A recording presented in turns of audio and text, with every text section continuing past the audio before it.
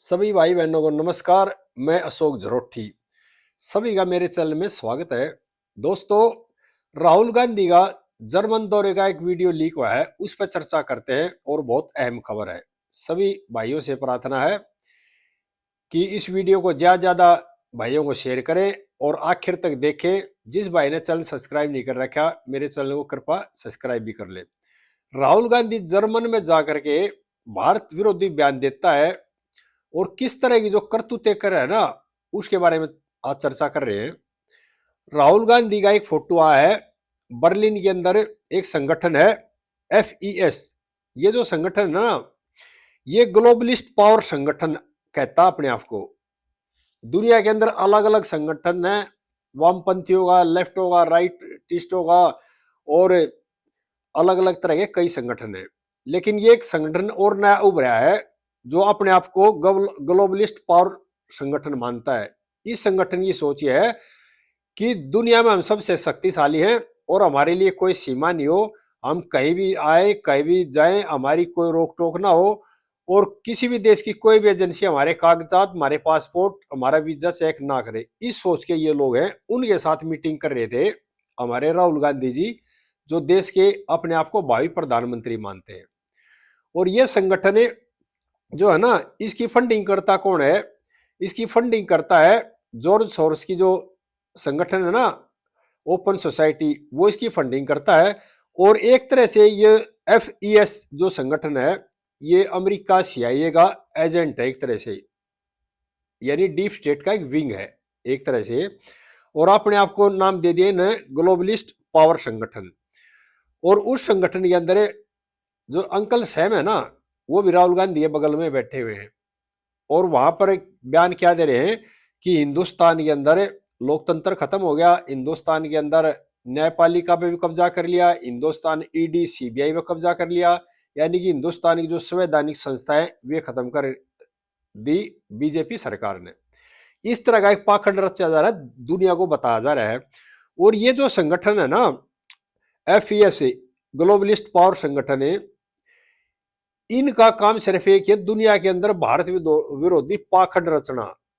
पहले भी इन्होंने 2022 में पाखंड फैलाया था कि गाय को लेकर के भारत के अंदर जो बीजेपी सरकार है वह हिंदूवादी सरकार है और हिंदू मुसलमानों के झगड़े हो रहे हैं, हिंदू लठ ले लेकर मुसलमानों ने पीट रहे। इस तरह का नैरेटिव फैलाया था 2022 में इस संगठन ने, जो अपने आप को ग्लोबलिस्ट पावर संगठन कहते हैं। और ये जो संगठन ना, इसके साथ बैठा है राहुल गांधी जी। और जर्मनी के जो लोग हैं ना, इस चीज का इतिहास गवाह है कि जर्मनी के लोग अपने आप को सबसे सुपीरियर मानते हैं।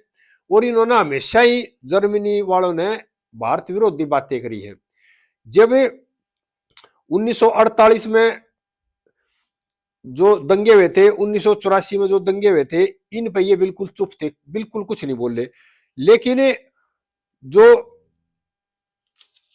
गोवा में जो मुक्ति वाला आंदोलन चला था, उसमें इन्होंने भारत के विरुद्ध बयान दिए थे। और जो 1971 में युद्ध हुआ था, पाकिस्तान को आजाद करा था भारत ने, जब भी इन्होंने पाकिस्तान के समर्थन में बयान दिए थे जर्मनी ने। और 1998 में हमने परमाणु में परीक्षण किया जो, के बारे में भी इन्होंने भारत के विरुद्ध खड़े थे जर्मनी के लोग। और लेकिन हमारे जो राहुल गांधी हैं, वो अपने आप को दावेदार बता रहे हैं प्रधानमंत्री का। वो इन संगठनों के साथ बैठ के गप्पे मार रहे हैं, एक अलग षड्यंत्र रच रहे हैं वहां पर जाकर के, इनसे बात करके। और ये फैला रहे हैं कि बीजेपी जो पार्टी है, वो एक तरह से सभी जो स्वतंत्र स्वायत्त संस्थाएं हैं उन पर एक तरह से कब्जा कर लिया। एक तरह से हिंदुस्तान के अंदर लोकतंत्र खत्म हो गया, हिंदुस्तान में तानाशाही शुरू होगी। इस तरह के पाखंड कर रहे हैं, विदेश की धरती में बैठ के इस तरह के बयान दे रहे हैं। और जर्मन का जो संगठन है ना, ये हमेशा ही, और जर्मनी के जो लोग हैं वो हमेशा ही भारत के विरुद्ध उनकी विचारधारा रही है। अब जैसे ही 2014 से बीजेपी की सरकार बनी है, भारत का जो बदला हुआ माहौल है ना, उसको देखकर अब ये चुप है, अब नहीं बोल रहे। नहीं तो पहले हमेशा ही जर्मनी के जो लोग थे वो हमेशा ही भारत को एक तरह से छोटे दर्जे के नागरिक मानते थे, अपने आप को सुपीरियर मानते थे। इनकी सोच रही है गोरे लोगों की। और हमारे जो राहुल गांधी जी हैं वो इनके साथ उठते बैठते हैं। उन्होंने देश की जनता के साथ नहीं बैठना, उन्होंने बैठना उन संगठनों के साथ में। और राहुल गांधी जो बयान देते हैं ना, उन्होंने पहले भी एक दो बार बयान दिए हैं, अभी हिंदुस्तान के अंदर जो लोग एक दूसरे को मारेंगे काटेंगे इस तरह का चलेगा, और हिंदुस्तान में लोकतंत्र खत्म हो गया, हिंदुस्तान में बड़े दंगे होंगे, इस तरह की बातें जाकर विदेशी प्लेटफॉर्म पर करते हैं। और वो ये चाहते हैं, एक तरह से राहुल गांधी सोची है कि हिंदुस्तान के जो अंदर ना उनकी जो आंतरिक जो है ना संकट पैदा किया जाए एक तरह से। और जब आंतरिक संकट पैदा हो जाएगा तो जो पश्चिमी देश है ना वो आपकी मदद करेंगे और वो मुझे प्रधानमंत्री के पद पर बैठा देंगे, जिस तरह से अंग्रेजों ने 1947 में पंडित जवाहरलाल नेहरू को बैठाया था। और इस तरह के बयान वो जानबूझ के देते हैं। और दुनिया के जो कभी अमेरिका जाते हैं, कभी यूरोप जाएंगे, कभी जर्मनी जाएंगे, और विदेशों में जाकर के भारत के बारे में कोई अच्छी बात नहीं करेंगे। वो हमेशा ये बात करेंगे भारत में तो लोकतंत्र खत्म हो गया, भारत में तानाशाही शुरू होगी, भारत में लोग एक दूसरे को मार पीट रहे हैं, भारत में हिंदुओं ने अल्पसंख्यकों को दबा लिया, इस तरह के बयान देंगे। और बयान किसके इशारे में देंगे?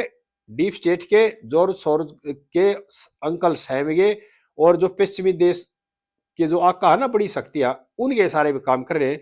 जबकि प्रधानमंत्री बनाती है भारत की जनता, उन लोगों के वोट थोड़े पड़ते हैं। वहां जाकर एजेंडा चलाएंगे। हरियाणा में है ना 19 लाख वोट जाली पड़ गई। मैं सभी देशवासियों को, सभी भाइयों को बताना चाह रहा हूं, दुनिया को भी बताना चाह रहा हूं, हरियाणा हिंदुस्तान के अंदर एक ऐसा प्रांत है, हरियाणा में इतनी ज्यादा मात्रा में 19 लाख जो वोट के रहे जाली पड़ गए, और एक महिला 20 बार वोट गिर रही। हरियाणा में संभव नहीं है, बिल्कुल भी संभव नहीं है।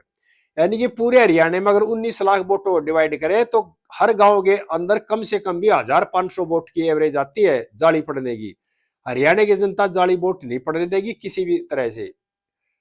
लेकिन इस तरह का जो पाखंड रच रहे हैं, ये राहुल गांधी सिर्फ एक ही सोच के साथ रच रहे हैं कि जो पश्चिमी दुनिया है ना वह इसको प्रधानमंत्री अगर बना दे। और ये भी बयान दिया है उन्होंने पहले, अभी भारत में आंतरिक संकट पैदा हो रहा है, भारत में लोग एक दूसरे को मार रहे हैं, भारत की संवैधानिक संस्थाएं खत्म हो रही है, और पश्चिमी दुनिया भारत की तरफ देखे, इंटरफेयर करे, और देश के जो नौजवानों को उनको कई बार भटकाने की कोशिश कर ली इस तरह के बयान दे करके कि जन जी है मेरी बात सुनो, जो मैं बता रहा हूं के बारे में सुनो। इस तरह से मीडिया के सामने भी कर लिया, और सभाओं में भी कर लिया, जलसों में भी कर लिया, विदेशों में भी जा कर लिया। लेकिन राहुल गांधी जी को ये ज्ञान नहीं है कि हिंदुस्तान की संस्कृति, हिंदुस्तान के लोगों की मानसिकता और हिंदुस्तान के लोगों की सोच किस तरह की है।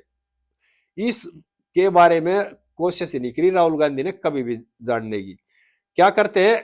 गौरव के पास जाते हैं और वहां से कहते हैं कि हिंदुस्तान की सत्ता बदलो और मुझे प्रधानमंत्री बनाओ, इस सोच के साथ ही काम कर रहे हैं।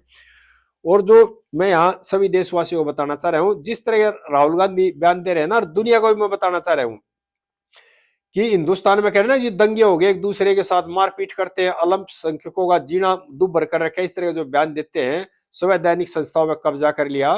तो यहाँ मैं सभी भाइयों को और दुनिया को बताना चाह रहा हूँ, हिंदुस्तान में जो सबसे बड़े दंगे हुए थे ना 1948 में होता, महाराष्ट्र में जो ब्राह्मणों का नरसंहार हुआ था, 1984 में सिखों का जो कत्लेआम हुआ था, और भागलपुर मेरठ के जो बड़े दंगे हुए थे, ये सारे के सारे कांग्रेस के टाइम के राज में हुए थे। इस देश के अंदर दंगे, हिंदुस्तान में छुटपुट जो दंगे होते थे पहले, और कांग्रेस के टाइम के अगर दंगे गिने जाए तो दुनिया में सबसे ज्यादा दंगे हैं वो कांग्रेस के समय के हैं।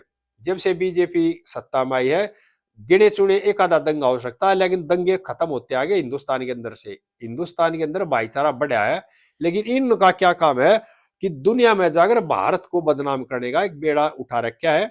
और इस सोच के साथ उठा रखा है कि पश्चिमी देश, अमेरिका का डीप स्टेट, जॉर्ज सोरोस की ओपन सोसाइटी, ये लोग मिलकर के भारत में मुझे आकर प्रधानमंत्री के पद पर बैठा दे।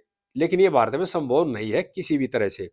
और मैं यहाँ देशवासियों को और दुनिया को एक बात और भी बताना चाह रहा हूं, जर्मनी खुद नष्ट होने वाला, नष्ट के कगार पर खड़ा है। जर्मनी, अपने देश को बचाना मुश्किल हो रहा है जर्मनी ने, और भारत एक उभरती हुई शक्ति है।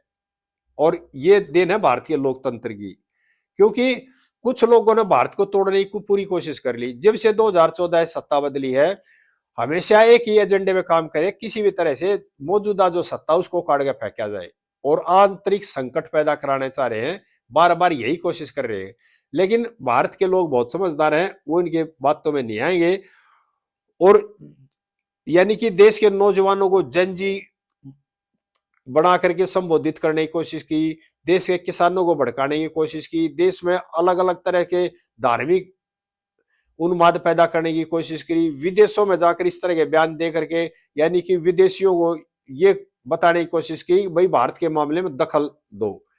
लेकिन अब वो भारत नहीं है, भारत शक्तिशाली उभरता हुआ भारत है, और दुनिया भारत की तरफ देख रही है। जो जर्मनी भारत को नीचे दर्जे का, द्विम दर्जे का देखते थे, अब जर्मनी के जो मूल निवासी है ना, उनको भी भारत के बारे में पता लग गया, भारत एक शक्तिशाली देश है। और जो ये छोटे छोटे देशों में इस तरह की बातें कर रहे हैं ना, बांग्लादेश में, श्रीलंका में, नेपाल में और कई देशों में, ये भारत में संभव नहीं है। और मैं देशवासियों को एक बात बताना चाह रहा हूं, आप ये देखो, जो संगठन हमेशा ही भारत के विरुद्ध काम कर रहे हैं, उनके साथ राहुल जी, हमारे भावी प्रधानमंत्री पद के जो दावेदार हैं, उनके साथ बैठते हैं, उनके साथ मीटिंग करते हैं, और उनके सामने देश के बारे में यानी अच्छा बयान ना देकर के देश की एक तरह से बुराई कर रहे हैं, और देश का जो है ना सम्मान घटा रहे हैं, बढ़ा नहीं रहे। और ये मामला है, ये सारा पता लग गया।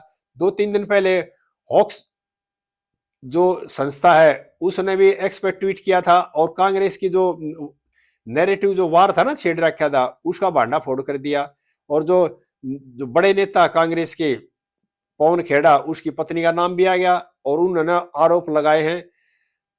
पवन खेड़ा की जो पत्नी है, उन्होंने ट्वीट पे धमकी भी दी थी ऑक्स को कि मैं मानहानि का दावा करूंगी, ये करूंगी, केस करूंगी। उन्होंने फिर ट्वीट कर दिया हॉक्स ने कि हमारे पास और भी सबूत हैं, ये तो पहली एक वो है, अब देखना आगे और क्या करते हैं। उसके बाद चुप होगी पवन खेड़ा की जो पत्नी है ना, नीलिमा, उसके बाद वो चुप होगी ना, कोई सबूत पेश करे ही बताइए, और बिल्कुल साइंट है, उसको पता लग गया अगर हो सकता है तेरे खिलाफ हॉक्स के पास और भी कोई बड़े सबूत होते हो सकते हैं।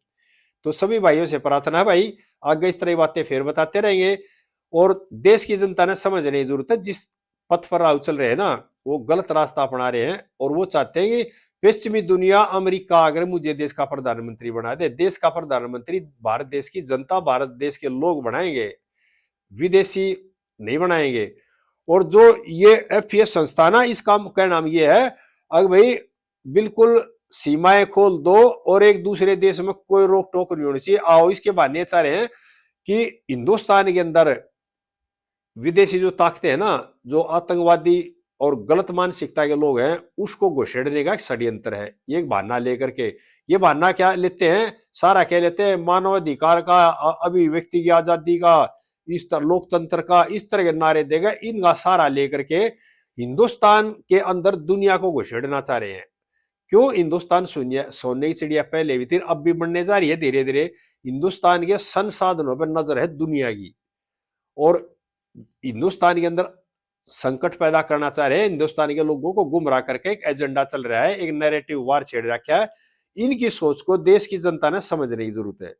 सभी भाइयों से प्रार्थना है कि इस वीडियो को ज्यादा से ज्यादा शेयर करें, आगे फिर इस तरह बातें करते हैं। जय हिंद देशवासियों।